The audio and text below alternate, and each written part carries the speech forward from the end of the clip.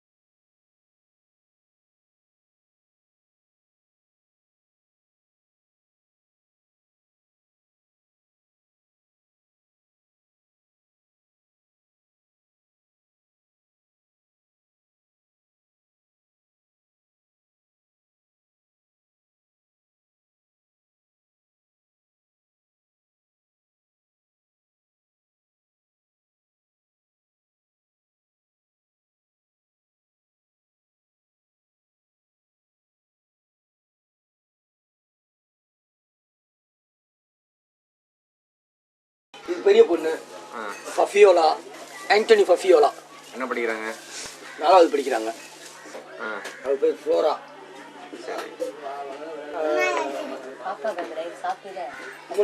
மூணாவது படிக்கிறா அப்படி. சரி, இவர் 1வது படிக்கிறா அப்படி. மில்டன்.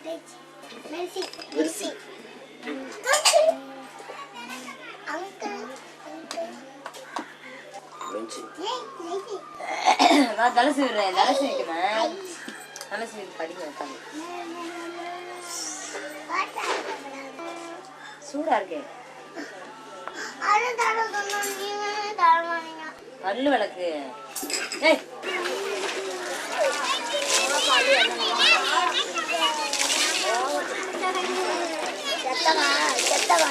பொருள் இருக்கிறான் அவன் போய் சேர்ந்துட்டான்.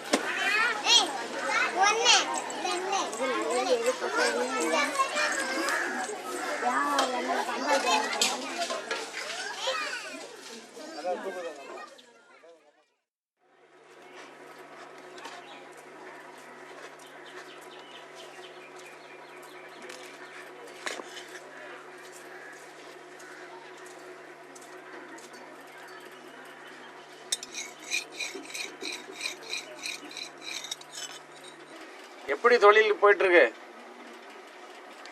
சுமாரா போடுது. இன்னமும் சர்வீஸ் செய்றீங்களா நீங்க? நாங்க இன்னமும் வேலை பாக்குறீங்களா?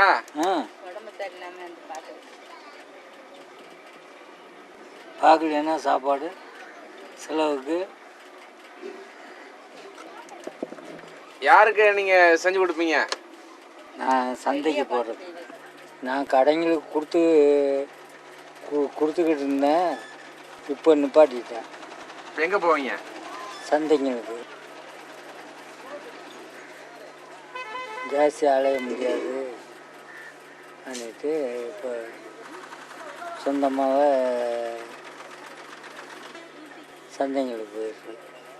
ஒரு வாரம் ஒரு தடவை சந்தைக்கு போகிற சமயத்தில் எத்தனை செருப்பு கொண்டு போவீங்க? 30 பீஸ் கொண்டு போவோம். சரி சரி. 30 ஜோடி. குறைஞ்சபட்சம் எத்தனை விற்கும்? சொல்ல முடியாது. ஒன்றும் விற்காமல் போனோம் விற்றுட்டு வர்றதும் இருக்குது. ஆமாம் தான் ஒரு 400 ரூபா 300 ரூபா வரும்.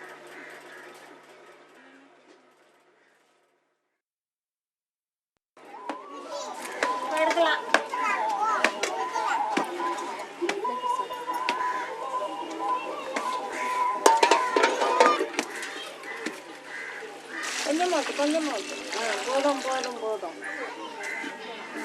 சட்டம் ஊரலிங்க சார். சட்டு கட்டுறோட்டா எதுக்குது? இந்த ஓட்ட உடசல்கள்லாம் வைக்க. அப்போன்னா ரகுநாதபுரத்தில் இந்த செப்பல் வேலை செய்கிறவங்க பூரா வெளியூருக்காரவங்க வந்து நைட்டெல்லாம் கட்டில் போட்டு படுத்து 10 பேர் 15 பேர் 20 பேர் ஒரு வீட்டுக்கு உட்காந்து வேலை செஞ்சு அவங்களுக்கு விடியவங்களையும் சரக்கு கொடுத்து அனுப்பி வைப்போம். இப்போ அந்த பவர் கிடையாத. செப்பல் வேலைக்கே இப்போ மதிப்பு இல்லையே. ராத்திரிலாம் வந்து தங்கியிருப்பாங்களா? ராத்திரியில் கட்டில் போட்டு எங்கள் அப்பாலாம் கட்டில் போட்டு படுக்க வச்சுருந்து 4-5 ஆள் 10 ஆள் கூட்டி வேலை பார்த்து காலையில் 6-7 மணிக்கெல்லாம் அவங்களுக்கு சரக்கு போட்டு குருத வண்டியில் அனுப்புவார்.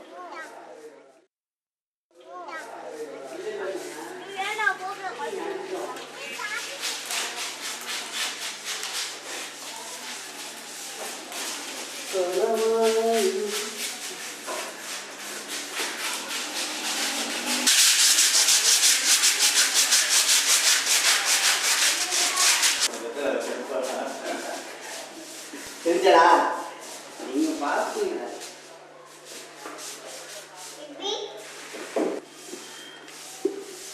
நாங்களாம் வந்து ஒரு குரூப்பாக வேலை செஞ்சுக்கிட்டு இருந்தோம். நான் இந்த லியோ ரமேஷ் இவங்கெல்லாம் ஒரு குரூப்பாக வேலை செஞ்சுக்கிட்டு இருந்தோம். ஆனால் இப்போ பார்த்தீங்கன்னு வச்சுங்களேன், அப்படியே டோட்டல் டீம் அப்படியே பெயிண்ட் வேலைக்கு வந்துட்டோம்.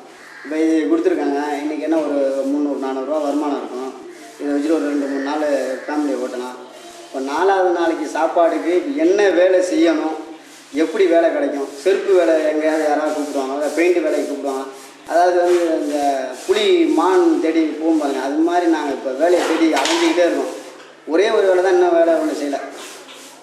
கக்கூஸில் போய் க்ளீன் பண்ணாத வேலை மட்டும்தான் எங்கள் தெருவுக்காரங்க செய்யாமல் இருக்கானுங்க. மீதி எல்லா தொழிலும் செய்கிறானுங்க. கொத்தனார் தொழில் செய்கிறானுங்க, வீடு கட்டுறதுல செய்கிறானுங்க, பெயிண்டிங் வேலைக்கு போயிருக்காங்க.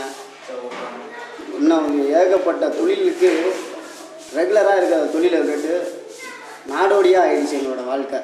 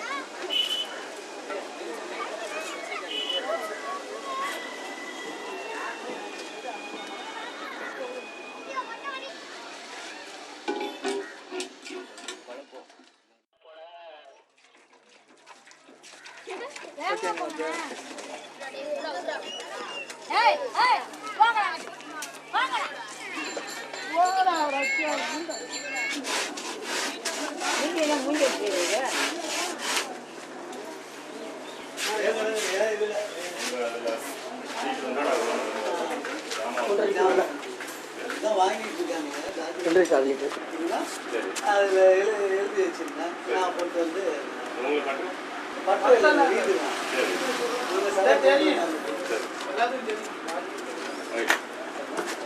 சரி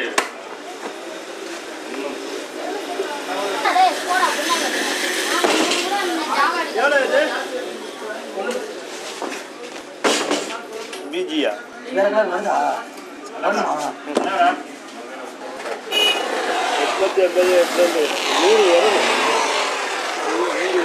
ஒத்தையா 100 ஒத்தம்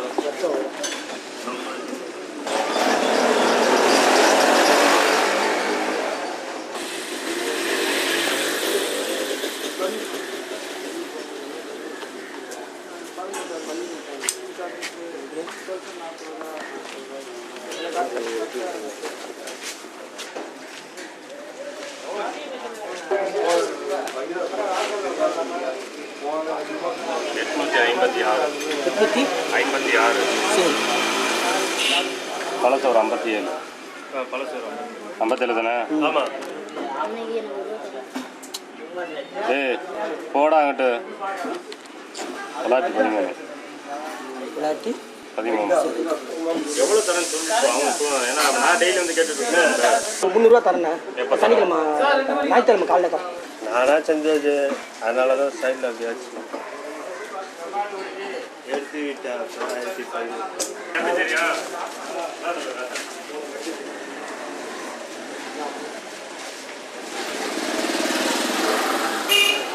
913 ரூபாய்க்கு சரக்கு எடுத்துருக்குது. இன்னும் ஜாமான் எடுக்க வேண்டியது இருக்குது. வேறு போர்டு எடுக்கணும், இன்னும் கொஞ்சம் சில்லறை ஜாமான்லாம் எடுக்க வேண்டியது இருக்குது. எத்தனை பீஸ்? இப்போ நான் 60 பீஸுக்கு ஜாமான் எடுத்துருக்காது. சில்ட்ரன்ஸ், அதாவது குழந்தைங்க செப்பல், பேபி செப்பல் ஒரு 60 பீஸுக்கு ஜாமான் எடுத்துருக்கு. ஜாமான் வந்து இன்னும் கொஞ்சம் ஜாமான் வந்து ஒரு 200 ரூபாய்க்கு உள்ள எடுக்க வேண்டியது இருக்குது. எந்த ஊரில் போய் டெலிவரி பண்ணுவாங்க? அது திருச்சியில் இப்போ கேட்டிருக்காங்க ஒரு இடத்துல பார்த்து. ஏன்னா ஸ்கூல் டைம் ஓப்பன் ஆகிடுச்சிங்கல்ல, அதனால் சில்ட்ரன்ஸ் இந்த நேரத்தில் மூவிங் ஆகும், கொஞ்சம் நல்லாயிருக்கும், அதனால் கேட்டிருக்காங்க. ஒரு புதன்கிழமைக்குள்ளே முடிச்சு தரணும். அப்புறம் எத்தனை நாளாக உன்னையிலேருந்து? நாளைக்கு ஸ்டார்ட் பண்ணுவேன் வேலையை. ஸ்டார்ட் பண்ணோன்னா பையன் இருந்தானா, ஒரு கைப்பையன் இருந்தானா ஒரு 2 நாளில் முடிஞ்சிடும். பையன் இல்லைன்னா 4 நாள் ஆகும்.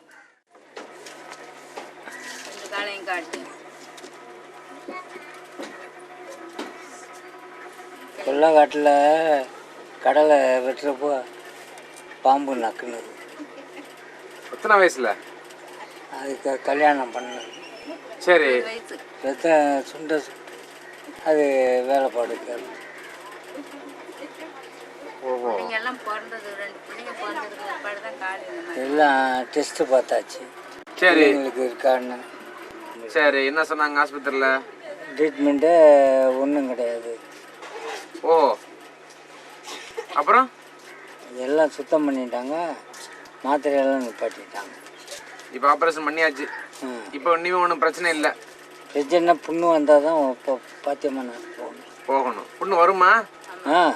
இந்த வேலை செய்யக்கூடாது, முதலீடு வேணுமே. வேலை செய்யாமல் இருந்தால் வராது. இப்போ மண்டி போடுறோம்ல, அந்த இடத்துல காப்பு காய்ச்சி வரதானே செய்யும். முன்னாடி எல்லாம் பொம்பளை பிள்ளை ஆம்பளை பிள்ளை எல்லாமே அப்பா அம்மா வேலை செஞ்சிட்டு இருந்தாங்கன்னா, அண்ணன்மார்கள் செஞ்சிட்டு இருந்தாங்கன்னா நாங்கள்லாம் அவங்களுக்கு ஒத்துழைப்பு கொடுப்போம்.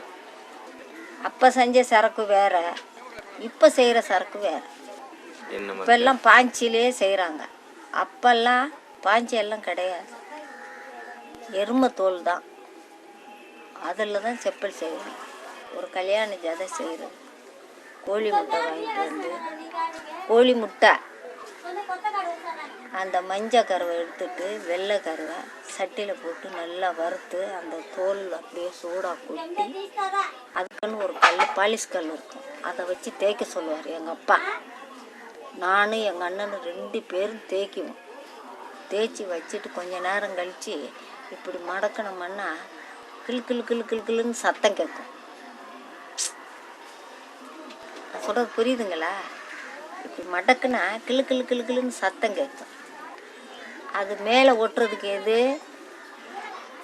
புளியாங்கொட்டை பசை.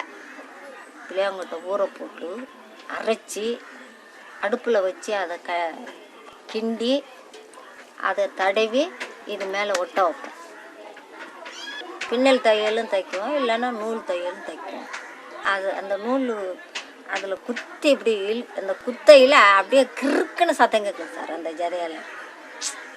இப்போ அது மாதிரியெல்லாம் இல்லை. எனக்கெல்லாம் ரொம்ப ஆசை.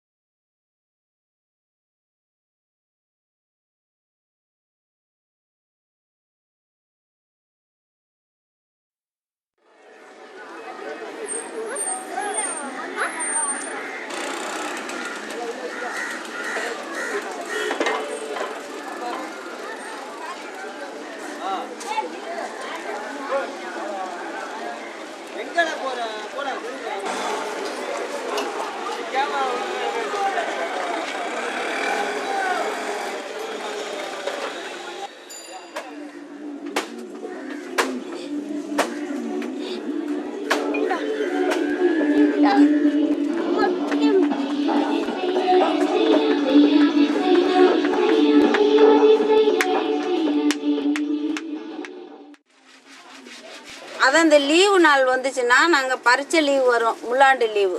அந்த லீவில் ஒரு மாதம் உட்கார வச்சு நம்ம தொழிலை கற்றுக்கப்பா, வேலை உடனே கிடைக்காது, இதை கொஞ்சம் கொஞ்சமாக நீ கற்றுட்டு பள்ளிக்கூடத்துக்கு போ அப்படின்னு சொல்லிட்டு நாங்கள் கொஞ்சம் சொல்யூஷன் தடவை விடுவோம், அல்லது டீ வாங்க விடுவோம். அப்புறம் அவனை வந்து இந்த இதை போட்டு தட்டுடா அப்படின்னு சொல்லிட்டு ஒரு ஹீல்ஸை போட்டு தட்ட வைப்போம். ஒரு ஆகாத ஒரு இதெல்லாம் தட்ட வச்சு அவனுக்கு ட்ரைனிங் கொடுப்போம். நாங்கள் காலையில் பள்ளிக்கூடத்துக்கு போயிட்டு சாயங்காலம் 4 மணிக்கெல்லாம் வந்துடுவாங்க. 4 மணிக்கு வந்தவுடனே ஒரு அப்பா அம்மாவுக்கு ஹெல்ப் பண்ணுவாங்க. அந்த லப்பர் எல்லாம் தேய்ச்சி கொடுப்பாங்க, சொல்யூஷன் போட்டு கொடுப்பாங்க. இந்த வேலை தான் அந்த சின்ன பையனுங்களுக்கு தர முடியும். முக்கியமான வேலை கவர் பண்ணுறது, இந்த ஃபிட்டிங் பண்ணுற வேலையெல்லாம் கொடுக்க மாட்டாங்க.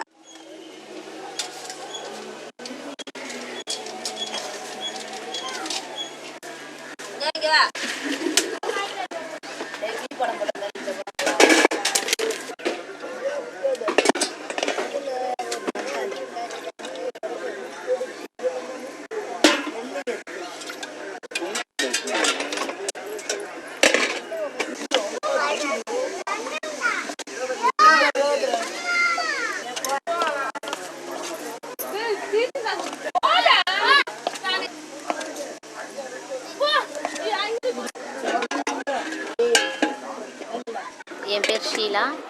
நான் பிஎஸ்சி ஹோலி கிராஸ் காலேஜில் படிச்சிருக்கேன். பிஎட் மதுரை ஜஸ்டின் காலேஜில் படிச்சிருக்கேன். என்னோடய வீடு தர்மநாதபுரத்தில் இருக்குது. என்னோடய வயசு 22 நடந்துகிட்ருக்கு. என்ன பண்ணுறீங்க? இப்போ லீவ் போஸ்டிங் பார்த்துட்டு இருந்தேன். இப்போ வீட்டில் தான் இருக்கேன். இந்த வேலை கிடைக்கல. இப்போ அங்கே ஸ்கூல்ஸில் போய் சேர்றோம். கண்டிப்பாக கஷ்டப்பட்டு படிக்க வைக்கணுன்றதுக்காக முயற்சி பண்ணி கொண்டு போய் ஸ்கூலில் சேர்த்தாலும் ஸ்கூலில் இருக்கவங்க கூட எங்கே வந்து தர்மநாதபுரம் தானே அப்படின்னு ரொம்ப இழிவாக பார்த்து நடத்துகிறாங்க. தர்மநாதபுரம் எங்கள் பிள்ளைங்க படிக்காதுங்க, உங்களுக்கு ஒன்றுமே தெரியாது அப்படின்றது தான். லாஸ்ட்டில் ஃபெயில் ஆகிட்டு போயிட்டா கூட ஸ்கூலுக்கு போய் கேட்டோம்னா, ஏன் என் பொண்ணு ஃபெயில் ஆச்சு, கஷ்டப்பட்டு படிச்சிச்சே அப்படின்னு விவரித்து கேட்டால் கூட போய் சொல்கிறாங்க, தர்மநாதபுரம் பிள்ளைங்க தானே, அதுங்களுக்கு படிப்பே ஏறாது அப்படின்ற ஒரு ரீசன் தான் சொல்கிறாங்க. அதுதான் இந்த முக்கியமாக காரணமாக இருக்குது. அதனால தான் பிள்ளைங்களாம் என்ன பண்ணுறாங்க, ஸ்கூலில் போய் முக்கியமாக இங்கே போகிறக்கூடிய ஸ்கூல் வந்து பக்கத்தில் இருதயபுரம் ஸ்கூல் போவாங்க. பக்கத்தில் 2 இருக்குது Holi readymades, 9th to 12th வரையில் இருக்குது, அந்த கிளாஸ் போவாங்க. அப்படி போயிட்டுருக்கப்ப நம்ம தர்மநாதபுரம்ன்றது டீச்சர் மூலியத்துலேயும் கிடையாது, டீச்சர்ஸ்டையும் சரி இல்லை ஹெட் மிஸ்டர்ஸ் யாராக இருந்தாலும் சரி, தர்மநாதபுரம்னா ஒரு மட்டமான சூழ்நிலை. படிக்காத பிள்ளைங்கன்றது காரணத்தால் எதுக்கு நம்ம அவ்வளோ கஷ்டப்பட்டு போய் படிக்கணும் அப்படின்றதுக்காக பிள்ளைங்க யாரும் போகிறதில்ல. பிள்ளைங்களாம் பக்கத்தில் இருக்கக்கூடிய வேலைங்களுக்கு போயிட்டுருக்காங்க. நான் வந்து இப்போ பிஎட் முடிச்சிருக்கேன். ஒவ்வொரு ஸ்கூலில் லீவ் போஸ்டிங் தான் போனேன். லீவ் போஸ்டிங் மட்டும் இப்போ பெர்மனெண்ட்டாக போய் பார்த்துட்டு இருக்கப்போ தான் இன்டர்வியூலாம் அட்டன் பண்ணியிருக்கேன். எல்லாமே சரி கிடைச்சிடும் அப்படின்ற நம்பிக்கையோடு தான் இருக்கேன். 2வது பார்த்தோம்னா, இருக்கக்கூடிய சரௌண்ட்ஸில் பார்த்தா நமக்கு கவர்மெண்ட் வேலை கிடைக்கிறது ரொம்ப கஷ்டம். ஏன்னா நான் வந்து ஒரு பிசியாக இருக்கேன். கிறிஸ்டின்ன்றது காரணத்தினால, ஒரு அருந்திதராக இருந்தால் கூட கிறிஸ்டின்ன்றதுனால ஒரு பிசி கம்யூனிட்டியை சேர்ந்துட்டேன். எஸ்சினா நேரம் எனக்கு நிறையா ஸ்காலர்ஷிப் கிடச்சிருக்கு. கண்டிப்பாக ஒரு வேலை கிடச்சிருக்கு, எனக்கு கவர்மெண்ட்லேயே கொடுத்துருப்பாங்க. எனக்கு இப்போ அந்த பிசின்ற காரணத்தால் எனக்கு இந்த ஒரு கம்யூனிட்டிலேயும் கிடையாது, எனக்கு சலுகை கிடையாது. 2வது ஃபாதர் சிஸ்டர்ஸ் மூலியமாக போகலாம். ஃபாதர் சிஸ்டர்ஸ் தான் ஸ்கூல்ஸ் வச்சு நடத்துகிறாங்க. கவர்மெண்ட்லேயே எனக்கு கிடைக்கல. இப்போ அடுத்து ஃபாதர் சிஸ்டர்ஸ் தான் வச்சு நடத்திட்டு இருக்காங்க. நான் இத்தனை வருஷம் நான் படித்தது எல்லாமே ஃபுல்லாக சிஸ்டர்ஸும் ஃபாதர்ஸ் கம்யூனிட்டிலேருந்து தான் படித்து முடிச்சுட்டு வந்திருக்கேன் வெளியில். அப்படியே இருந்தாலும் நான் வேலைக்குன்னு போகிறப்ப எனக்கு அவங்க இருக்கக்கூடியதில் சப்போர்ட் கிடையாது. ஏன்னா எனக்கிட்ட எங்கள் கூட படிக்கிறவங்களோ இல்லை எனக்கு சொந்தக்காரங்களோ யாருமே வந்து ஒரு ஃபாதரோ சிஸ்டராகவோ கிடையாது. அங்கே இருக்கக்கூடியவங்க எல்லாமே என்ன சொல்கிறாங்க, ஒரு ஃபாதராக இருக்க ஒரு ரிலேஷனாக இருந்தால் மட்டும்தான் ஃபஸ்ட்டில் இன்டர்வியூ வைக்கிறாங்க, சேர்த்துக்கிறாங்க. அங்கே ஸ்கூலில் ஒர்க் பண்ணுறவங்க எல்லா ஸ்கூல்ஸ்லையுமே பார்த்தோம்னா நிறைய அவங்களோட சிஸ்டர்ஸு ஃபாதர்ஸு சொந்தக்காரங்களாக தான் இருக்கிறாங்களோ ஒழிஞ்சு எனக்கு அந்த காரணம் இல்லாதனால எனக்கு அங்கே வந்து போகிறதுக்கு வாய்ப்பு கிடைக்கல.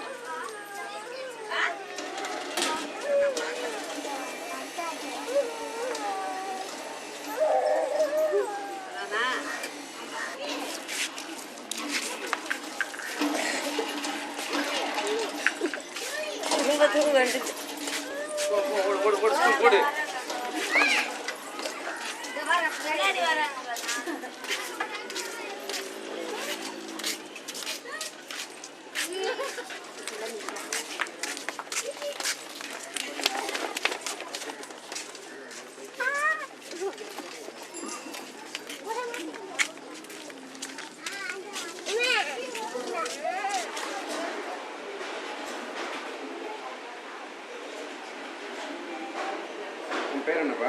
ஃபெலிக்ஸ். ஃபெலிக்ஸா? வயசு என்ன? வயசு 15. ஸ்கூல் போகிறது இல்லையா? போகிறது இல்லை. எப்போ இருந்து போகிறது இல்லை? நின்று 2 வருஷம் ஆச்சு.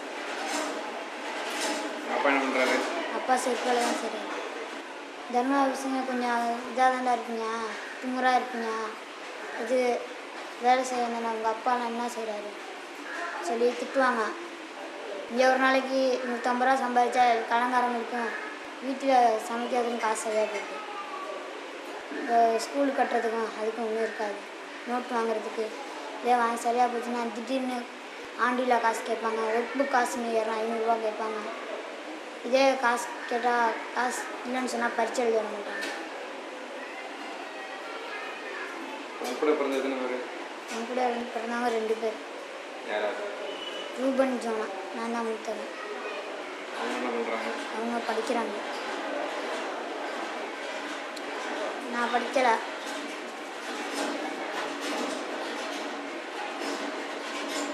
ஆனால் உனக்கு வந்து இப்போ பள்ளிக்கூடத்துக்கு போகிறதுக்கு இஷ்டமா இல்லை வெளியே வேலை பார்க்குறதுக்கு பிடிக்குமா? ஃபஸ்ட்டு படிக்கிறப்ப இஷ்டம் இருந்துச்சு, காசு கேட்டு அனுப்பி விட்றப்ப இதனாலே இஷ்டம் போயிடுச்சு. எதுக்கு ஸ்கூலுக்கு போயிட்டு அந்த இது போயிடுச்சு.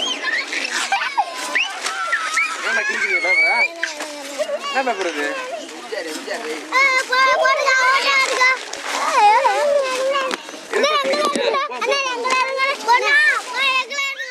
குடும்பத்துக்கு வேலை கிடைக்கும், செப்பல் வேலைன்னு இருந்தாக்கா ஒருத்தர் சொல்யூஷன் தடவை, ஒருத்தர் பின்னல் பின்ன, ஒருத்தர் பக்கிள் போட, ஒருத்தர் இந்த லப்பர் தேய்ச்சி கொடுக்க, இதெல்லாம் குடும்பத்துக்குள்ளே இது குடிசை தொழில் மாதிரி இருந்துச்சு சார். இப்போ வந்து எந்திரமயமாக இந்த பிவிசி அவாய் கட்டிங் இதெல்லாம் வந்ததுனால வீட்டில் உள்ள ஆம்பளைக்கே வேலை கிடைக்காம நிறைய பேர் வெளியில் வீட்டு வேலைக்கு போகிறாங்க. வீட்டு வேலைக்கு போனாலும் அதே 200 ரூபா 300 ரூபாய்க்கு மேலே தரமாட்டேங்கிறாங்க. அது தரதுனால ஒருத்தர் சம்பாரித்து என்ன செய்கிறதுன்னா அவங்க குழந்தைங்கள பள்ளிக்கூடத்தை விட்டு நிறுத்திட்டு, இங்கே எங்கள் தெருவிலேயே 40-50 பேர் பள்ளிக்கூடத்தை விட்டு நிறுத்திட்டு ஜவுளி கடைக்கு 1000 ரூபா கிடைக்குது ஒரு மாதத்துக்கு. அதை வச்சு நம்ம குழந்தைங்கள காப்பாற்றுவோம். அவங்கள வச்சு நம்ம தாய் தகப்பனுக்கு இந்த ஒரு 1000 ரூபா கொண்டாந்த ஒரு ஹெல்ப்பாக இருக்கும் அப்படின்னு சொல்லிட்டு ஜவுளி கடைக்கு பிள்ளைங்க நிறைய பிள்ளைங்க நல்ல டீனேஜ் பிள்ளைங்க தான். அவங்க வந்து நல்ல டீனேஜ் பிள்ளைங்கள தான் ஜவுளி கடைக்கே கேட்குறாங்க. கொஞ்சம் கவர்ச்சியாக இருக்கணும், நல்லா இருக்கணும், நல்ல பிள்ளைங்களை தேர்ந்தெடுக்கணும், அதுக்கும் ஒரு இன்டர்வியூ வைக்கிறாங்க சார். அந்த இன்டர்வியூவில் அவங்க பாஸ் ஆனால் தான் அந்த ஜவுளி கடைக்கும் சேர்த்துக்கிறாங்க.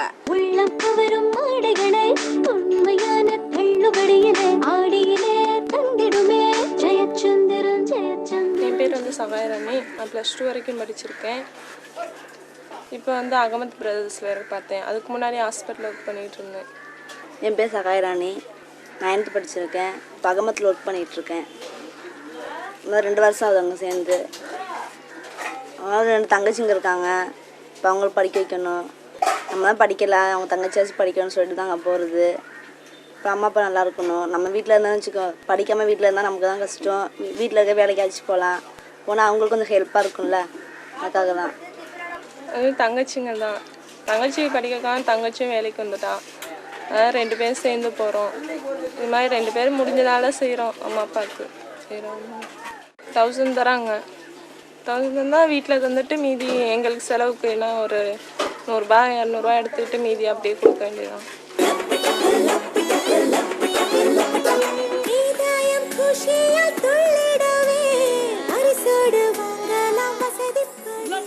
ரொம்ப நேரம் நிற்கணும், ரொம்ப கஷ்டமாக இருக்கும். ஏதாவது ஒன்று தப்பாக போயிடுச்சுன்னா ஓனர் திட்டுவார், கீழே கூப்பிட்டு திட்டுவார், லீவ் எடுத்தாலும் திட்டுவாங்க. ரொம்ப கஷ்டமாக இருக்கும். கொஞ்சம் 5 நிமிஷம் லேட்டாக போனாலும் பேட்டா கட் பண்ணிடுவாங்க. ஏதாவது ஒரு பீஸு ஏதாவது ஒன்று தெரியலன்னா கீழே கூப்பிட்டு எல்லோரும் முன்னாடி திட்டுவாங்க. ஒழுங்காக சேல்ஸ் பண்ணலாம் கீழே கூப்பிட்டு திட்டுவாங்க. அவ்வளோ பசங்க எதிர்க்க ஏன் கஸ்டமர் ரிட்டர்ன் போகணும்னு கேட்பாங்க. பாத்ரூம் லேட்டானாலும் திட்டுவாங்க, உடனே பேட்டா கட்டுவாங்க. 5 நிமிஷம் லேட்டானாலும் திட்டுவாங்க. என்ன தப்பு செஞ்சாலும் பேட்டா உடனே கட்டுவாக்குவாங்க.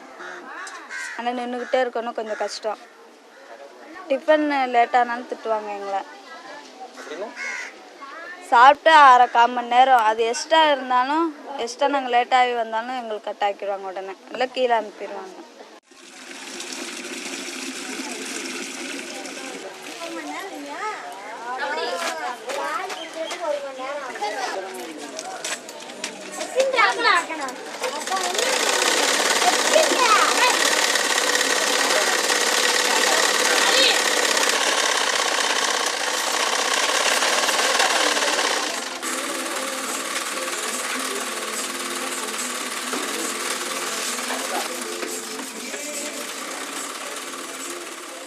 பேர் சேசுராஜ்.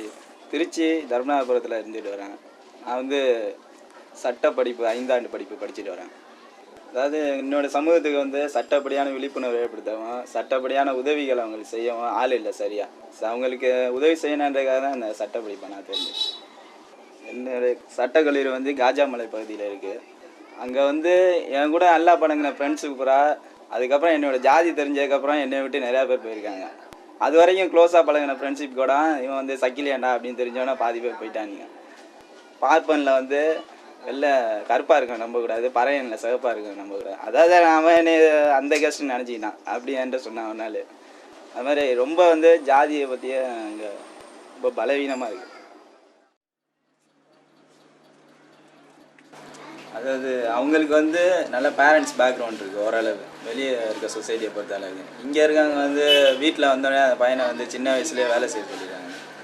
அவங்க வந்து வேலையும் செஞ்சுட்டு படிக்கிறதுனால போக என்ன ஆகுது, அந்த வேலையில் ஆர்வம் வந்து படிப்பில் இன்ட்ரெஸ்ட் போயிடுது.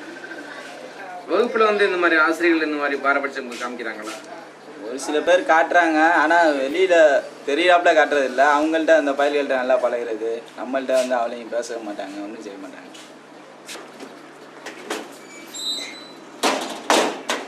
இந்தாமா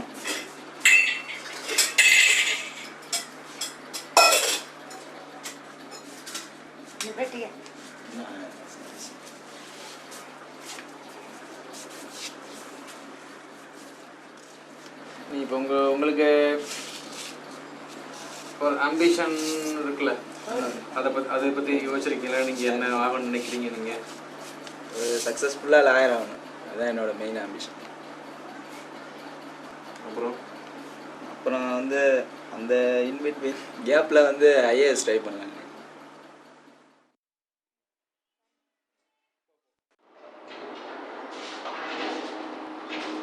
அச்சிஷ்டமரியா இயேசுரேஸ்னிய மாதாவே, பாவியிலா இருக்கிற எங்களுக்காக இப்பொழுதும் எங்கள் மரண நேரத்திலையும் வேண்டிக் கொள்ளும். ஆமென்.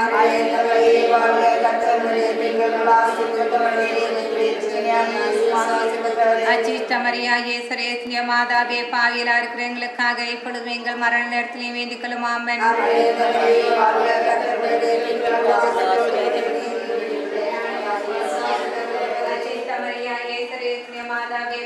இருக்கிற எங்களுக்காக இப்பொழுதும் எங்கள் மரண நேரத்திலையும் வேண்டிக் கொள்ளும். ஆமென்.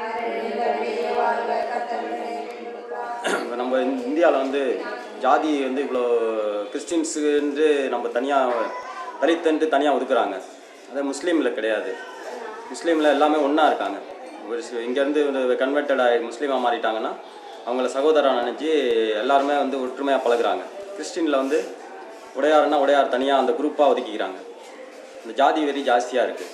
அதனால் இந்த சமுதாயத்தில் வந்து நம்ம ஒரு இதாக போக முடியலை. கிறிஸ்டினாக நம்ம வந்து இப்போ இந்த இந்தியாவில் பிறந்த இந்த இவ்வளோ இந்த ஜாதியில் பிறந்தது ரொம்ப கேவலமாக இருக்குது. நம்மளுக்கு நினைக்கிறதுக்கே கஷ்டமாக இருக்குது.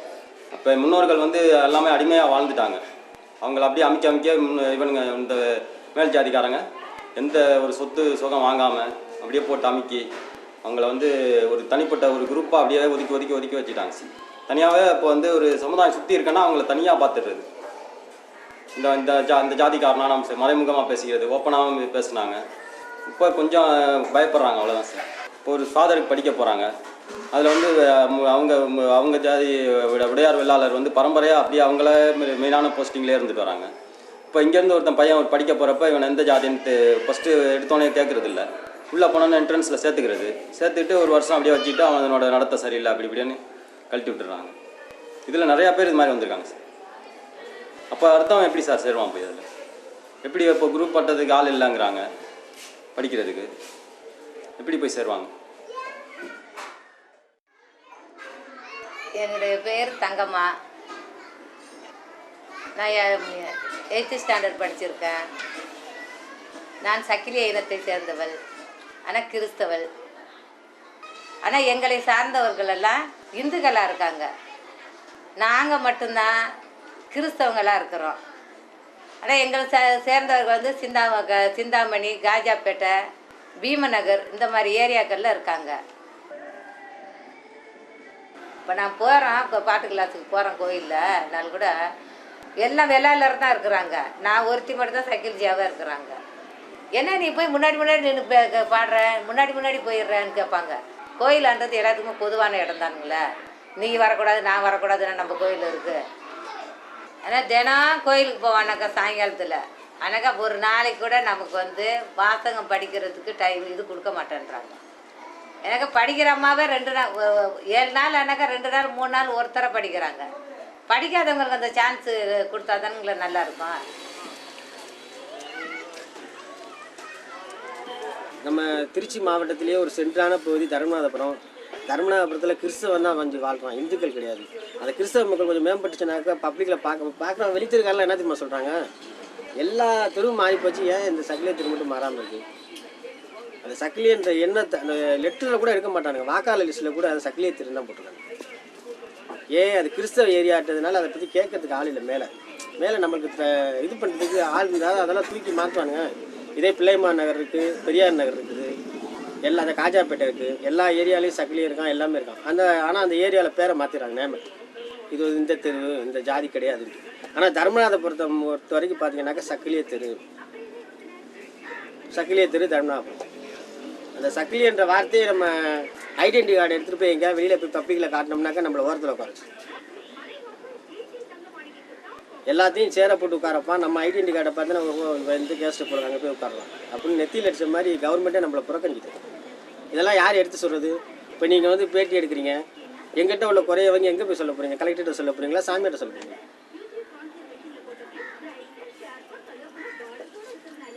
எங்கள் காரணம் யாருன்னே இல்லை. இப்போ கலெக்டர் வந்து கேட்டால் தான் உனக்கு இங்கே சலுகை இல்லையா? ஏன் திருச்சியில் பாதி இடத்த நீங்கள் வச்சுருக்கீங்க, இங்கே வந்து சலுகை கேட்குறீங்க, போய் ஃபாதர்கிட்ட போய் கேள்வியா? திருச்சியில் மெயினான சிட்டி பூரா உங்கள் கையில் இருக்குதுயா, நீங்கள் அங்கே தான் போய்க்கணும், இங்கே எங்கிட்ட என்னையா இருக்குது. ஆனால் அரசாங்கம் தான் நமக்கு உதவி செய்யணும். அரசாங்கத்தை நம்ம வரி கட்டுறோம், அரசாங்கம் எல்லாமே நம்மகிட்ட இருந்து எல்லா விதமான காசுகளும் வாங்குறாங்க அரசாங்கத்துக்கு நம்ம வரி கட்டுறோம், மனிதன்ற முறையில் இந்திய பிரஜென்ற முறையில் கட்டுறோம். ஆனால் அரசியல் சட்டத்தில் வந்து கிறிஸ்தவ சக்கிலியனுக்கு இடம் இல்லையா, மற்ற இந்துக்களுக்கு இடம் இருக்குதான். கிறிஸ்தவ சக்கிலியருக்கு அரசியல் சட்டத்தில் இடம் கிடையாது. அவங்க வந்து ரோம் கத்தோலிக்கு, அவங்களுக்கு வந்து வெளிநாட்டிலேருந்து பணம் வருது, சாமியாருங்க உதவி செய்வாங்க, அவங்களுக்கு இந்த இதில் இடம் கிடையாது. நான் எவ்வளோ லோன்லாம் எதிர்பார்த்தேன், லெட்டர்லாம் போட்டிருக்கேன், எல்லாத்தையும் தள்ளுபடி தான், கேன்சல் தான். இதே என் பேர் வேறு பேராக மாற்றி எழுதி போட்டு தான் நேரம் லோன் வாங்கிப்பேன். நெத்தியில் அடித்த மாதிரி மரியாதாசன்றதுனால அந்த லோனே கேன்சல் போயிடும்.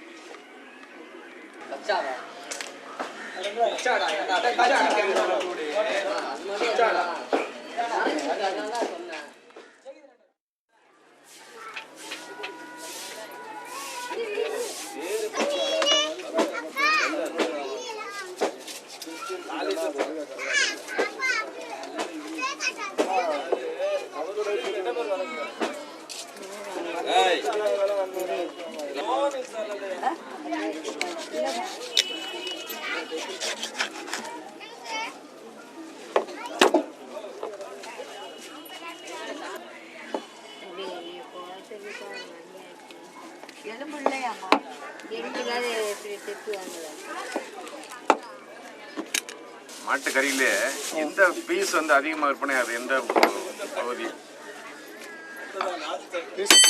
ரவுண்ட் பீஸ் தான் அதிகமாக சொல்லுவேன்.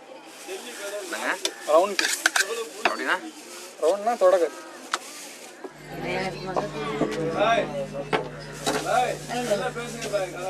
எந்தெந்த சமயத்தில் வந்து தர்மநாதபுரம் பகுதி மக்கள் வந்து அதிகமாக மாட்டுக்கறி வாங்குவாங்க? எந்தெந்த நாட்களில்? புதன், சனி, ஞாயிறு 3 நாட்களில் அதிகமாக இருக்கும் சேல்ஸ். வேறு ஏதாவது விசேஷங்கள், பண்டிகை? கிறிஸ்டியன் எடுத்துக்கிட்டோம்னா ஈஸ்டர், குருத்து ஞாயிறுன்னு வரும் அவங்களுக்குலாம். முக்கியமாக இந்த எலும்பு கடிக்கிற நாள் அப்படிம்பாங்க. அதுக்கும் இதுக்கு தான் முக்கியமாக மீட்டு வாங்கி எலும்பு போனுச்சுன்னா நிறைய வெட்டி கொடுத்து இதில் தான் வாங்குவோம். எலும்பு கடிக்கிற நாளா? ஆமாம். அப்படின்னா அது என்னன்னு தெரியல. என்ன சொல்லுவாங்க? அது ஈஸ்டர் சண்டேம்பாங்க. சரி. அது என்னமோ ஒரு ஜீசஸ் என்னமோ யாரோ காட்டுக்கு இருக்கனால அப்படிம்பாங்க. அவர் எலும்பு கடிக்கிற ஐயா ஏசாப்பாக்கு சோதனை. ஏமா ஈஸ்டர்னா என்னன்னு தெரிய மாட்டேங்குது இவருக்கு, சொல்லிக் கொடுங்க. ஈஸ்டர்னா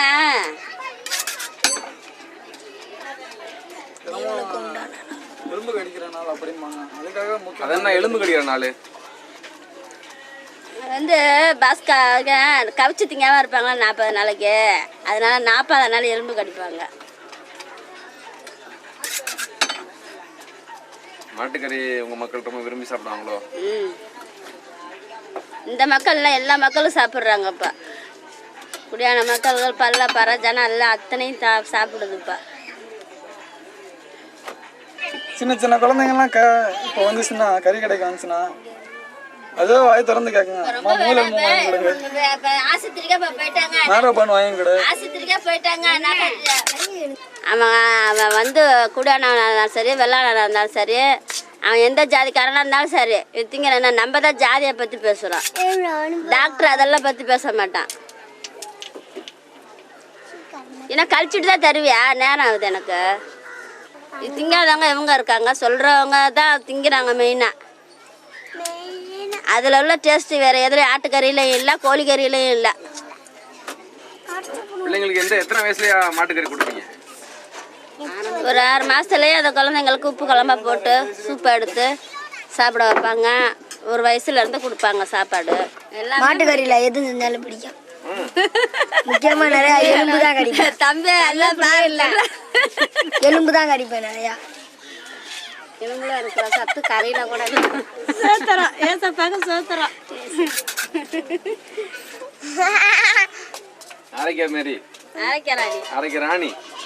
நீ எலும்பு சாப்பிடுவியா? எலும்பு சாப்பிடுவியா கறி சாப்பிடுவியா? கறி தான் சாப்பிடுவியா? எலும்பு பிடிக்காதா?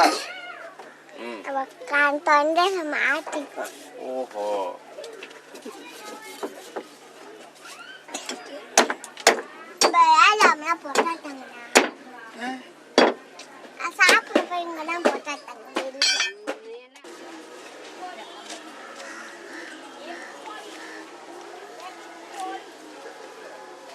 எனக்கு என்ன வேலை இல்லைங்களா? ஃபஸ்ட்டு லீவ் அங்கே தான் வேலை செய்ய பண்ணுறேன். அவரே லீவ் விட்டாரா? நீங்கள் அவரே லீவ் விட்டார். நீங்கள் கூலிக்கு தான் வேலை பார்க்குறீங்களா? உங்கள் வீடு எங்கே இருக்கு? பெர்மனண்ட் தான் இங்கே.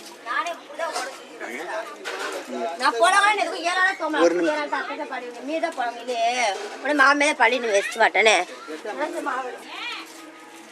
உங்களுக்கு எத்தனை பசங்க? ஒரு பையன், 3 பொம்பளை பிள்ளைங்க, 4 பேர். எங்கே இருக்காங்க அவங்களாம்? இங்கே தான் இருக்காங்க. சும்மா படிப்பு விட்டு நின்றுட்டாங்க, படிப்பு வரல பிள்ளைங்க. ஒரு பையன் பொண்ணு ஸ்கூலில் இங்கே படிக்கிறான், ஒரு பொம்பளை பிள்ளை சின்ன பிள்ளை படிக்கிறான். இன்னைக்கு ஞாயிற்றுக்கிழமான என்ன பொதுவாக என்ன செய்வீங்க மக்கள்? இங்கே சும்மா சர்ச்சுக்கு போவோம், ஜபக்கூடத்துக்கு போயிட்டு வந்து ரெஸ்டாக தான்.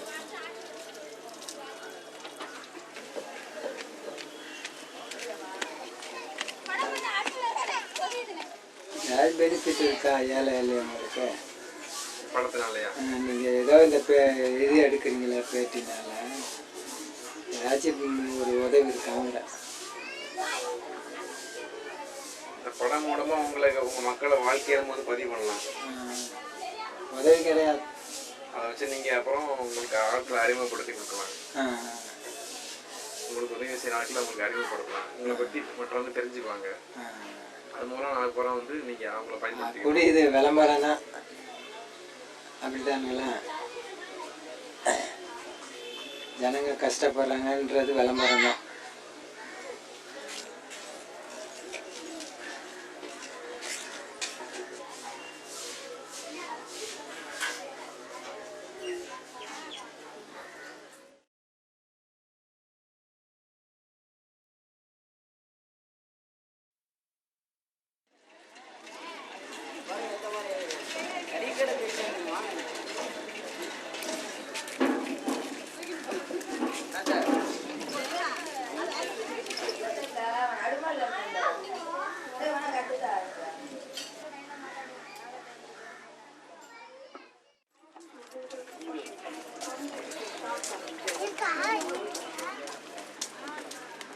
நான் பேசிக்கிறேன்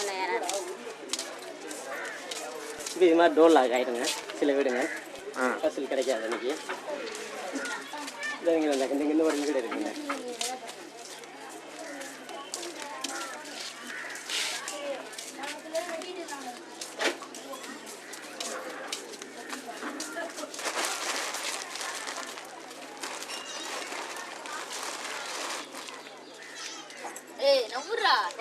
கணக்கான பயலா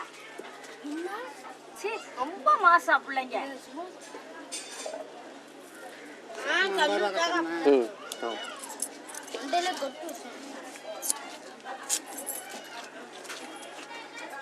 ஒரு டெய்லி காலையில் ஒரு வட்டிக்கார் வராருங்க. காலைல 5:30 6 7 மணிக்குள்ளே வந்துடுறாரு. 100க்கு 2 ரூபா. அவர் 100 ரூபா கொடுத்தாருன்னா 20 ரூபா வட்டி. டெய்லி 2 ரூபா 60 நாள் கட்ட சொல்லுவார். அப்புறம் மத்தியானத்தில் வராங்க, 1000க்கு 10 ரூபா டெய்லி கட்டுறவங்க. டெய்லி கந்துக்கு தரவங்க வராங்க, 100க்கு 1 ரூபா கம்மி, 1 ரூபா வட்டி. அந்த மாதிரி 500 வாங்கினா 5 ரூபா வட்டி, 1000 வாங்கினா 10 ரூபா வட்டி ஒரு நாளைக்கு. இந்த மாதிரி வராங்க. அப்புறம் டியூக்காரங்க நிறையா வராங்க. அப்புறம் பாத்திரங்கள் நிறையா வருது. சோப்பு முதல் கொண்டு டியூவில் தான். எங்கள் வாழ்க்கை எல்லாமே டியூ வாழ்க்கையாக போயிடுச்சு. நாங்களே டெய்லி டியூ மாதிரி தான். இப்போ இங்கே இருக்கிறதே டியூ மாதிரி தான். மல்லி, மிளகா, மஞ்சள், புளி, எண்ணெய், சோப்பு, திங்கிற பண்டங்கள், முறுக்கு, அதிரசம், இந்த மாதிரி இந்த கிழங்கு, உருண்டை, மாம்பழம் எல்லாமே டியூ மாதிரி கொடுத்துட்டு இன்னைக்கு கொடுத்துட்டு நாளைக்கு வாங்கிக்கின்ற மாதிரி ஆயிடுச்சு. வாங்கண்ணே. நேற்று அம்மா அப்படி சொன்னாங்க, நாளைக்கு தாங்க கொடுங்கண்ணே, பார்த்து கொடுங்கண்ணே.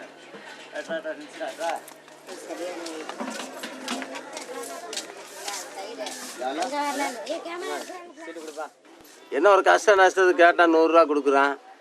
அதாவது அன்னைக்கு வேலை இல்லை, இந்த ஆள் புதுசாக வந்தாரா, சார் எனக்கு பணம் தருவீங்களா கேட்டேன். சரி 100 ரூபா மேலே தரமாட்டான்னுட்டார். சரி 100 ரூபா இதான் டெய்லி 2 ரூபா கட்டிட்டு வரோம். வேறு எங்கே போய் கேட்குறது? எங்கேயும் கேட்க முடியாது, யாரும் தர முடியாது. 100க்கு என்ன 20 ரூபா.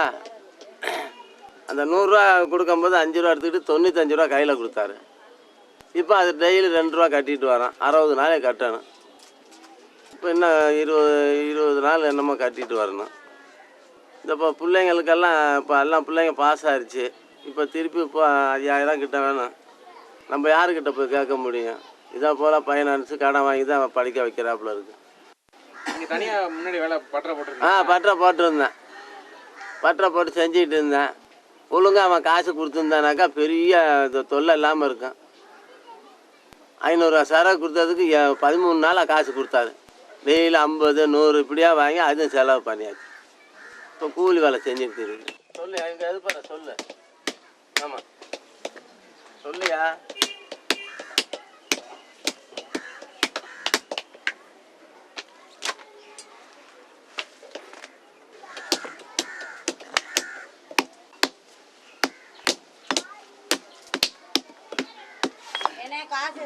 கொஞ்ச நாளைக்கு வாமா தரேன். கடைக்கு போகும்போது வாங்க தரேன்.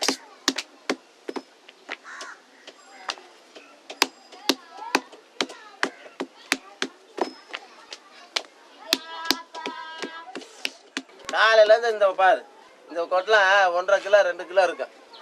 காலையில் கையில் வைக்கிறது, சாயந்தரம் தான் கீழே வைக்கிறது. என்னடா தம்பி, இந்த ரெக்க கையை எப்படி தம்மா வரைக்கும் அந்த வழியாக இருக்கும். அதுக்கு தான் போய் என்ன செய்யுது, ஒரு கட்டிங் இல்லைன்னா போட்டு அடிச்சிடுறது. அப்போ தான் ராத்திரி தூக்கம் வரும், இல்லைன்னா வராது. அதில் வந்து காலையில் உட்காடுறவங்க ராத்திரி 10 மணி வரைக்கும் உட்காந்துக்கிட்டு தான் இருக்கிறோம்.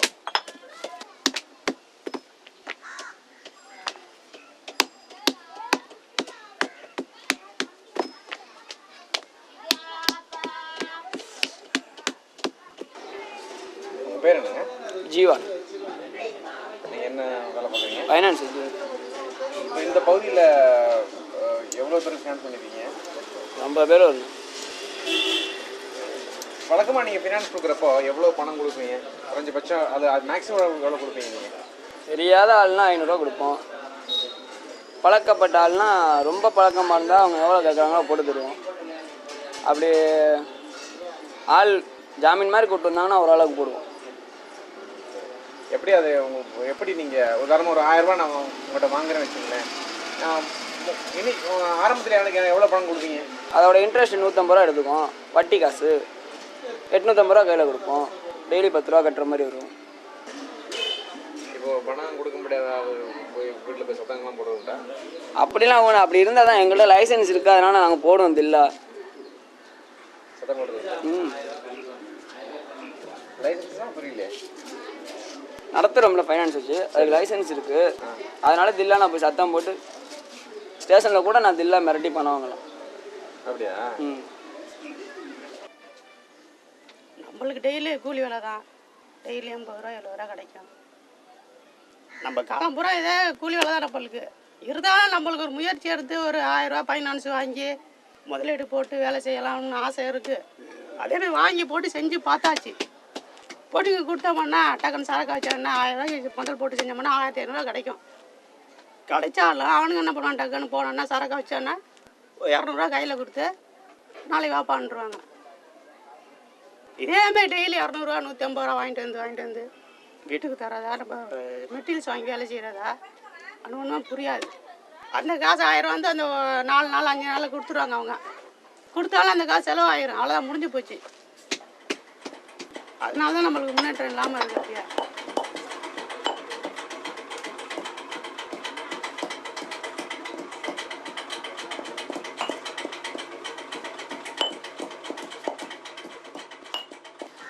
அப்படியா ஒருத்தன் உருவாகிறான்னு வச்சுக்கங்களேன், அவன் ஸ்கூல் படிக்கிற வரல தான் அவன் அப்பா அம்மா பேச்ச கேட்டுட்டு இருப்பான்.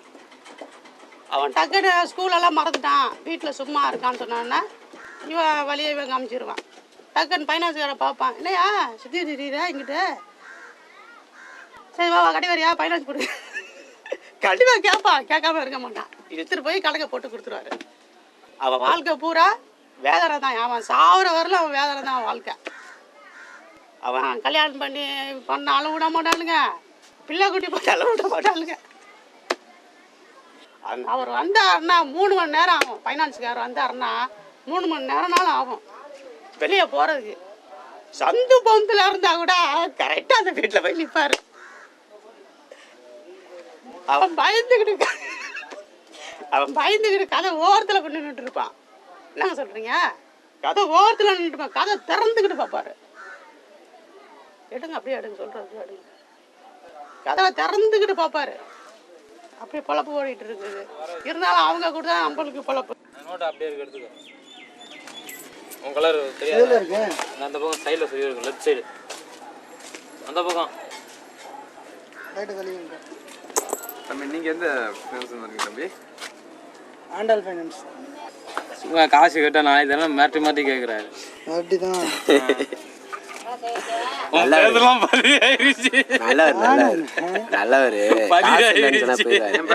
தம்பி காசு தரலாம் மிரட்டுவியா? மிரட்டுறதா இல்லை, மிரட்டுவியா? ஏன்பா காசு கொடுத்துட்டா என்னப்பா தம்பி தம்பி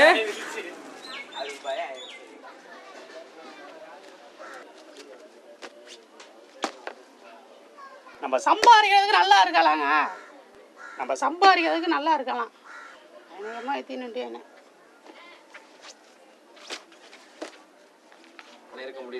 இருக்க முடியல. நம்ம சம்பாதிக்கிறதுக்கு நல்லா இருக்கலாம். வீட்டுக்கு கொடுத்தோமா, சொந்த வீட்டாக இருக்கணும், கடன் கப்பி இருக்கக்கூடாது. ஏதோ சாப்பாடு காசு கொடுத்தாமா, ஒரு 75 ரூபா சம்பாதிச்சோமா, வீட்டுக்கு ஒரு 50 ரூபா கொடுத்தோமா, ஒரு 20 ரூபா எடுத்து வைக்கலாம். எங்கே அந்த 20 ரூபாய் எடுத்துகிட்டு போயிடறானே, அவன் எங்கே 20 ரூபா இருக்கும்.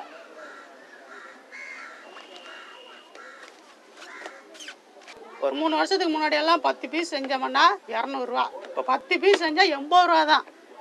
பைத்தட்டி 80, பைத்து 2 20, 200 ரூபா. முதல் இப்போ 80 ரூபா. எப்படி கட்டுப்படி ஆகும்? முதல்ல கூலியெல்லாம் நல்லா இருந்துச்சு, நல்லா இருந்தோம். இப்போ கூலியெல்லாம் கம்மியாயிருச்சு. கம்மியாக தரது யாரு? கூலி கம்மியாக எல்லாம் பாதிங்க செய்கிற வேலை தான். நம்ம செருப்பு செஞ்சு போய் போடுறோம். அவனுக்கு என்ன பண்ணுவான், ஒரு பீஸு 120 100ன்னு விற்பானுங்க. ஒரு செதை வந்து 100 ரூபா 120 ரூபா அவன் விற்பான். நம்மளுக்கு தரது எவ்வளோ தெரியுமா? 32 ரூபா 34 ரூபா. அந்த ரேட்டு போட்டு அந்த முழுசாக அந்த காசு வராது.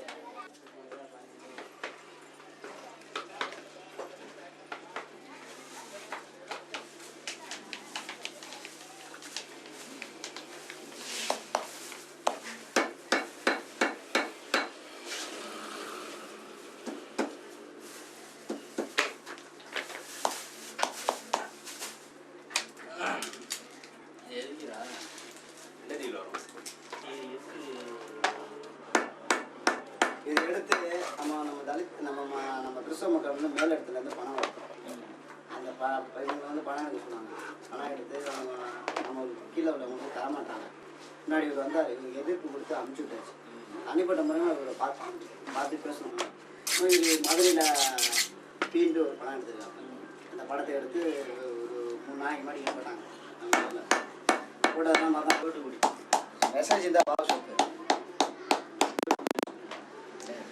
இருந்தார். மைக்கு பற்றி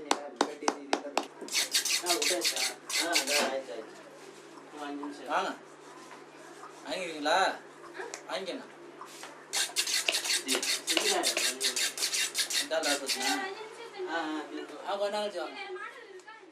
இந்த ஓரமெல்லாம் அறுக்கும்போது பார்த்தீங்கன்னா ஒவ்வொருத்தருக்கு காலில் அடிபட்டு இந்த காலில் உள்ள சதைக்குள்ளாரையே போயிடும். அது வலுவு போட்டு அறுக்கணும்.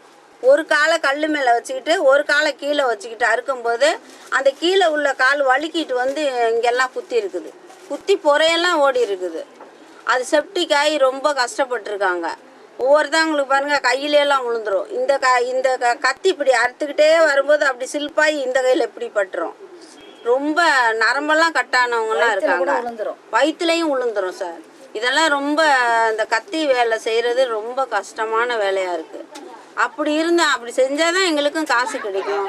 காலையில் ஒரு 8 மணிக்கு வந்து உக்காந்தாங்கன்னா நைட்டு 10 மணி 11 மணி ஆயிடுது. அவங்க உட்காந்துருக்கிற இடத்துலையே திரும்பி இப்படியே உட்காந்துருக்கனால ஹீட்டு அதிகமாகுது. அப்புறம் இந்த லப்பர்லாம் மோட்டரில் தேய்க்கிறது ரொம்ப மோசமான தொழில் சார். அது வந்து பறந்துச்சுன்னா காது கண் மூக்கெல்லாம் வந்து அந்த தூள்கள் வந்து போயிடும். நிறைய பேர்த்துக்கு மூக்கடைப்பு வேற நிறைய பேர்த்துக்கு வந்திருக்கு. அதெல்லாம் டிபி வியாதி கூட வந்திருக்கு சார். டிபி கூட வந்திருக்கு. இந்த மூக்கில் உள்ள அந்த தூளுங்கள்லாம் போனதுனால அதை நோண்டி எடுக்கும்போது மூக்கெல்லாம் புண்ணாகி ரத்தம் ஒழுக ஆரம்பிச்சிடும்.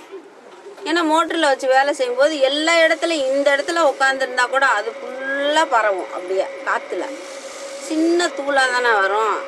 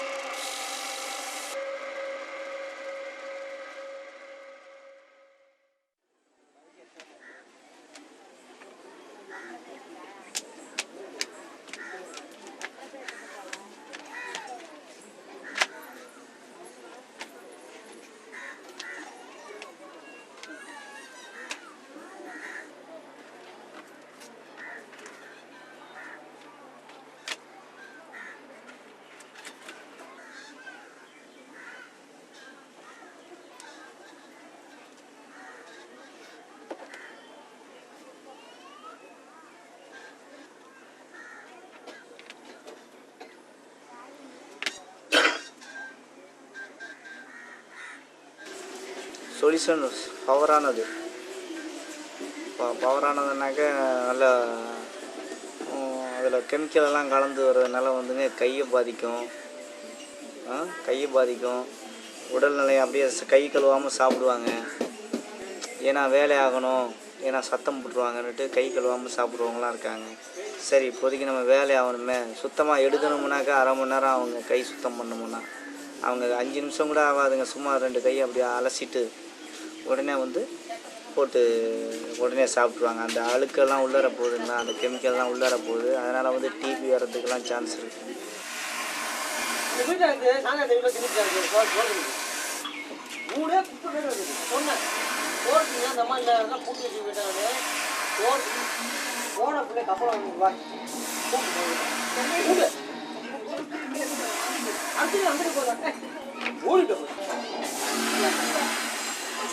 தர்மபுரத்தில் லேடிஸ் தான் அதிகம் மூவிங். காஜா படம் எடுத்திங்கனாக்கா அது ஜென்ஸு. நம்ம தெருவுக்கு வந்து தர்மபுரத்துக்கு லேடிஸ். அதான் சிறப்பு அம்சம். ரகத்துக்கு தகுந்த மாதிரி பணம் இருக்குது. பெல்ட்டு டீ ஸ்டாப்லேயே வந்து மாடலுங்க இருக்குது. அந்த மாடலுக்கு தகுந்த மாதிரி ரேட்டுங்க. கப்பு டைப்பு, லேடிஸ் பெல்ட் வாரு, கட்டை இல்லாமல் ஹீல்ஸு, ஃப்ளாட்டு, இது மாதிரி ரகங்க இருக்குது. நிறைய பேர் செய்கிறாங்க. நிறைய குவாலிட்டிங்க செய்கிறாங்க. நிறைய தரத்துக்கு தகுந்த மாதிரி ரேட்டுக்கு தகுந்த மாதிரி லேடிஸ் வேலை ஆகிட்டு இருக்கு. குறைஞ்சபட்சம் கடைசி ரேட்டுன்னு பார்த்தாக்கா ஒரு 70 ரூபாக்குள்ளே லேடிஸ் வேலை எங்களால் செய்ய முடியும். அதுக்கு மேலே ரேட்டு தர மாட்டாங்க.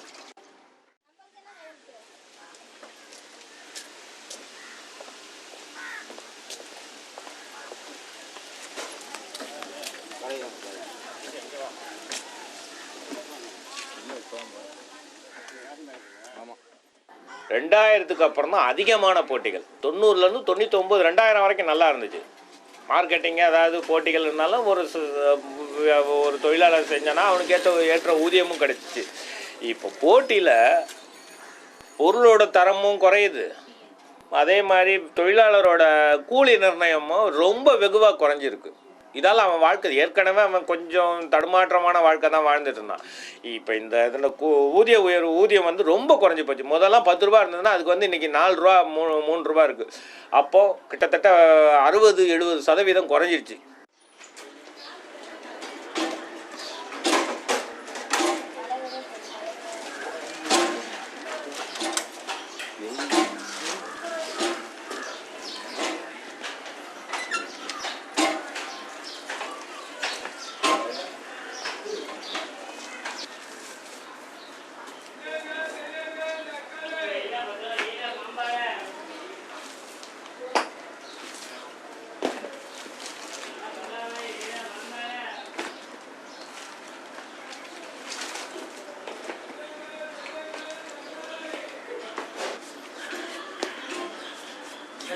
ஐடியா பண்ணியிருக்காங்களா?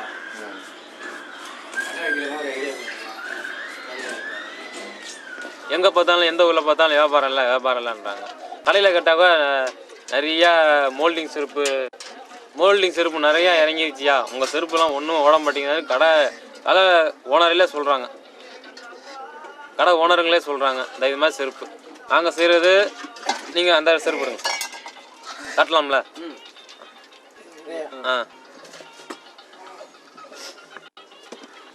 நாங்கள் செய்கிறது இது மாதிரி உற்பத்தியான செருப்பு.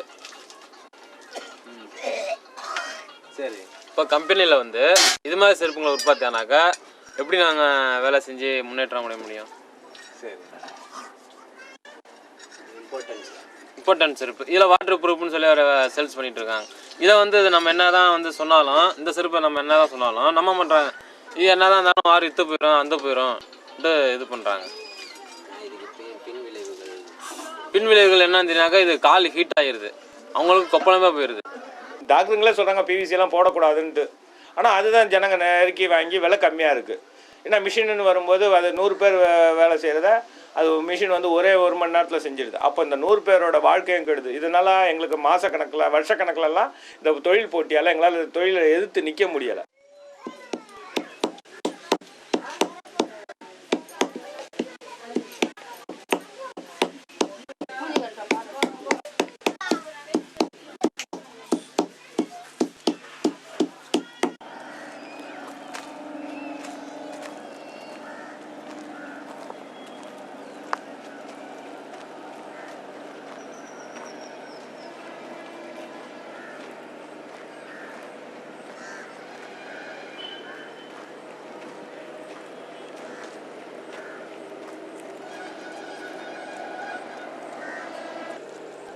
கல்றைங்க இருக்குது. இந்த நெட்டு கல்றை, இது வந்து காம்பவுண்டு போட்ட கல்றை. இது வந்து அது ஒரு கல்றை, அதுக்கு அடுத்த சைடு கல்றை ஃபுல்லாக கல்றைங்க இருக்குது. பள்ளக்கை இது வந்து ரொம்ப பள்ளமாக இருக்கும், கிட்டத்தட்ட ஒரு ஆள் ஆழத்துக்கு இருக்கும். அதை வந்து மேடாகணும்னு சொல்லிட்டு இங்கே இருந்த மண்ணெல்லாம் கொண்டு வந்து இங்கே போடவும் கல்றை இருந்த இடம்லாம் அப்படியே மறைஞ்சி போச்சு. அப்புறம் கொஞ்சம் மட்டமாக்கி இப்போ கொஞ்சம் முன்னாடி பார்த்தீங்கன்னாக்கா புதைக்கவே முடியாது, உள்ளே வரவே முடியாது. ஃபஸ்ட்டு நம்ம இவ்வளோ தூரம் வரவே முடியாது, அவ்வளோ முள்ளுங்க இருக்கும். ஆனால் இப்போ வந்து மாநகராட்சியிலேருந்து புல்ரோசரை வச்சு இந்த முள்ளெல்லாம் கொஞ்சம் எடுத்துருக்காங்க. எடுத்ததில் இப்போ இருந்த கல்றங்களும் இப்போ கொஞ்சம் அழிஞ்சு மூடி இருக்குது. இப்போ தெரிகிறது வந்து ஒரு 4-5 கல்றங்க தான். இந்த அங்கே ஒரு கல்ற, அங்கே ஒரு கல்ற, அங்கே ஒன்று, அங்கே ஒன்று. 1872 பத்திரம் எழுதியிருக்காங்க. அதுக்கு முன்னாடியிலேருந்தே இதை வந்து அனுபவிச்சுட்டு இருக்கிறோம். இப்போ இது வந்து இந்த யாராக இருக்காங்க? நீங்கள் வந்து பீமனர்காரங்களும் நாங்களும் போச்சுக்கிட்டு இருக்கிறோம். பீமனர்காரங்கன்னா யார்? பீமனர்னா அவங்களும் செக்கிலியர் தான். அவங்க வந்து இந்து செக்கிலியர், நாங்கள் வந்து கிறிஸ்டின் செக்கிலியர். இருக்கிற கல்லெல்லாம் மாநகராட்சி இடிச்சிட்டாங்களோ? புல்ரோசர் வச்சு சுத்தம் பண்ணுறன்ற ஒரு ஸ்டேஜில் வச்சு எல்லாத்தையும் இடிச்சிட்டாங்க. இடித்து இப்போ எங்கள் அப்பா கல்றே எங்கே இருக்குன்னு எனக்கே தெரியல.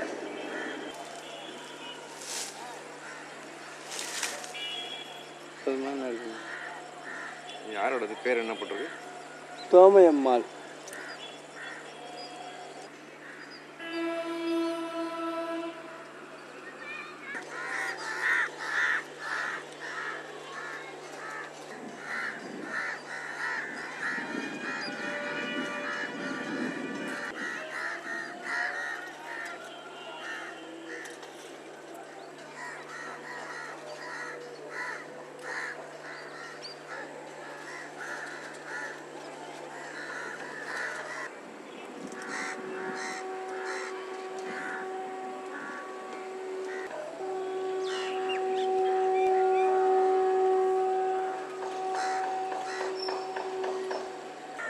அந்த ரோட்ல இருந்து அந்த ரோடு போட்டிருக்கு, கல் ரோடு போட்டிருக்கு. அந்த ரோட்ல இருந்து அந்த சைடு நீங்கள் போச்சுக்கங்க, இந்த சைடு கிறிஸ்டின்காரங்க போச்சுக்கிட்டோம் அந்த சொல்லிட்டு பிரித்து கொடுத்துட்டாங்க. இப்போ அருந்ததிகளும் அவங்களும் அருந்தது தான், நாங்களும் அருந்தது தான். இல்லை, அருந்ததிகள் வந்து இந்து அருந்ததிகளும் புதைக்கிறாங்க. ஆனால் அது வந்து அவங்க வந்து பயன்படுத்த மாட்டேங்கிறாங்க. புதைக்கிறது பூரா இங்கிட்டு தான். அந்த பாருங்க, அங்கே ஒரு கல்ற இருக்குது, அங்கே ஒரு கல்ற இருக்குது, இந்த மூலையில் ஒரு கல்ற இருக்குது. இந்த சைடு தான் அவங்க வந்து பயன்படுத்திக்கிட்டு இருக்காங்க. ஆனால் ஆக்சுவலாக அந்த சைடு போகவே மாட்டேங்கிறாங்க. என்ன காரணம்? என்ன காரணன்றது தெரியல. அவங்களுக்கு இந்த பக்கம் தான் வேணுமோ? இந்த பக்கம் தான் வேணும்னு வராங்களா என்னன்ட்டு தெரியல. ஆனால் அவங்களுக்கு அந்த சைடு தான் இடம் ஒதுக்குனது. அவங்க வந்து இங்கிட்டே தான் வந்து போச்சுக்கிட்டு இருக்காங்க. அப்புறம் நாங்களும் ஒன்றும் கண்டுக்கிறது இல்லை. சரி, அவனும் சைக்கிளையும் நம்மளும் சைக்கிளையும் ஆண்டு சொல்லிட்டு அப்படியே விட்டாச்சு.